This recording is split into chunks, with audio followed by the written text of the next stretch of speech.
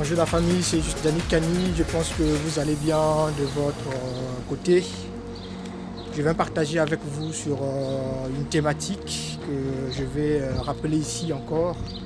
Toujours en affaires aussi, une thématique à ne jamais oublier, à ne jamais négliger, surtout quand vous voulez lancer un projet de business ou de création d'entreprise.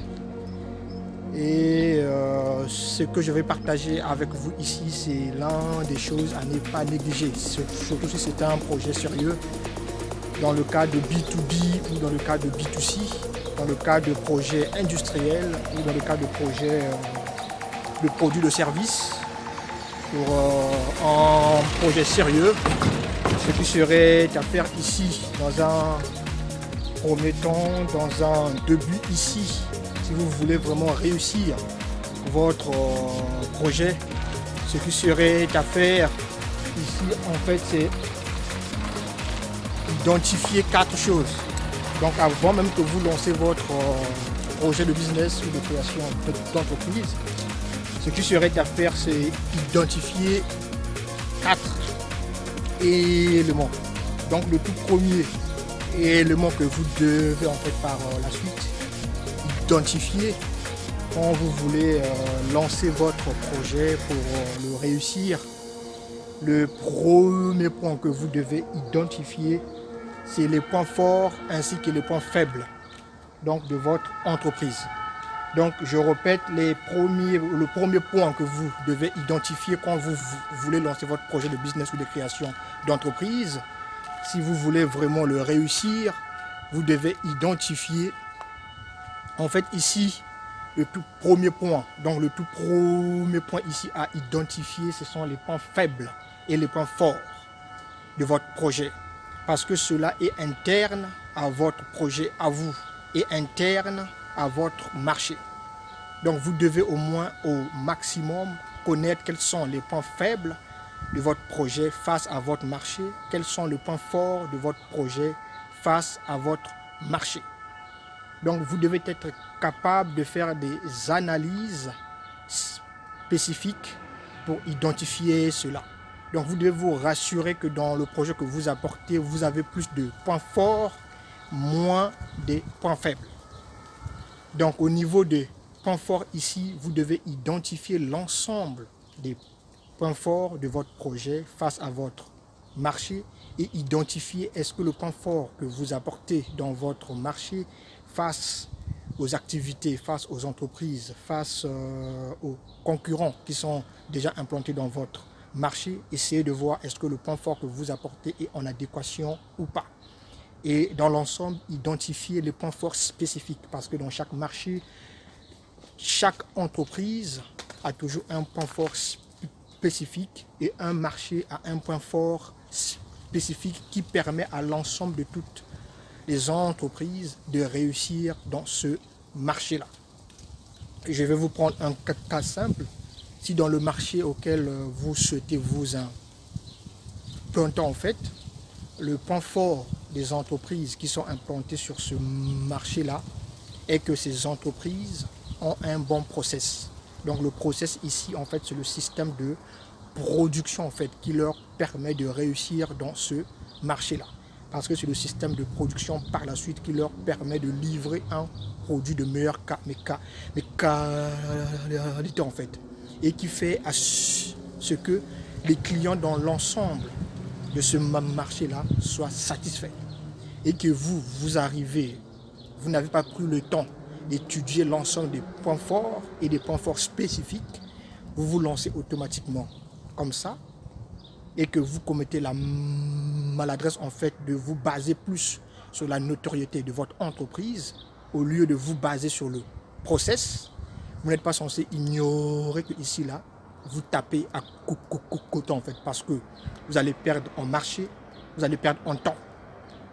Parce que ceux qui sont implantés sur votre marché, eux, ils gagnent en temps et ils gagnent en marché parce qu'ils ont bien identifié le point fort qui leur permet de réussir sur ce marché-là. Et voilà pourquoi il est toujours important de bien identifier les points forts ainsi que les points forts spécifiques qui permet au marché auquel vous souhaitez vous implanter en fait de réussir. Et vous regardez au niveau de points faibles. Quels sont les points faibles des entreprises qui sont déjà implantées ou pas? Quels sont les points faibles des business qui sont déjà implantés sur ce marché-là? Est-ce que les points faibles de ces entreprises, de ceux qui sont déjà implantés dans le secteur que vous souhaitez vous implanter en fait, est-ce que c'est des points faibles qui sont au maximum? Est-ce que vous avez ces points faibles ou pas? Si vous n'avez pas ces points faibles, cela montre que vous avez plus de points forts. Et ce qui serait à faire, c'est de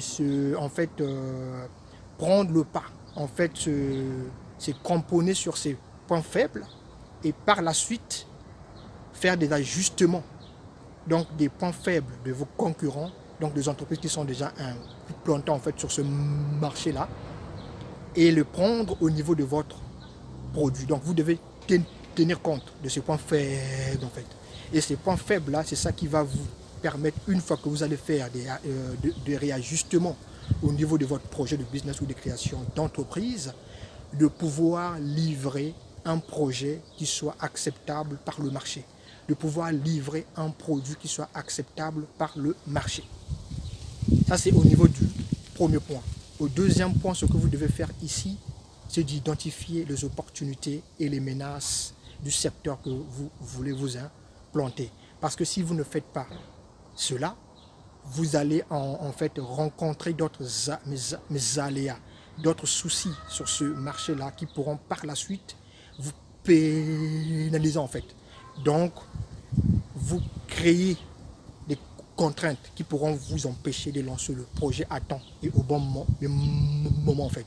Donc, ce qui serait à faire ici, c'est d'abord identifier les opportunités ainsi que les menaces du projet que vous souhaitez implanter en fait. Donc, les opportunités ici, c'est l'ensemble des éléments externes à votre projet, mais qu'on peut retrouver dans votre marché, qui peut paraître comme étant comme des opportunités pour votre projet, donc pour le développement, pour l'avancement de votre projet en fait.